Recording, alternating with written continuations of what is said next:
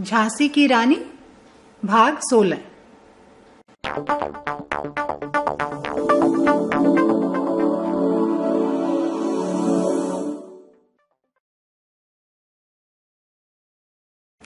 तो भी रानी मार काट कर चलती बनी सैन्य के पार, किंतु सामने नाला आया था यह संकट विषम अपार। घोड़ा अड़ा नया घोड़ा था, इतने में आ गए सवार, रानी एक शत्रु बहुतेरे, होने लगे वार पर वार।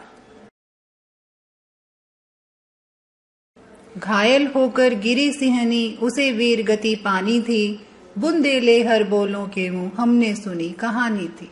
खूब लड़ी मर्दानी, वह तो झांसी वाली रानी थी।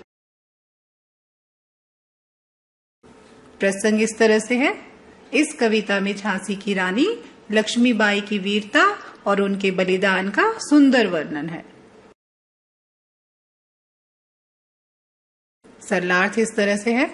लक्ष्मीबाई दोनों ओर से घिर जाने पर भी मारकाट करती हुई आगे चढ़ गई और सेना को पार करती हुई निकल गई। तभी अचानक सामने एक बहुत बड़ा नाला आ गया। रानी के लिए यह एक भारी संकट था। रानी का नया घोड़ा था, नाले को देखकर अड़ गया। इसी बीच पीछे से अंग्रेज घुड़सवार आ गए। अकेली रानी पर अनेक शत्रुओं ने मिलकर वार करने शुरू कर दिए। अंत में रानी घायल होकर गिर गई। वहीं वह वीर गति को प्राप्त हुई।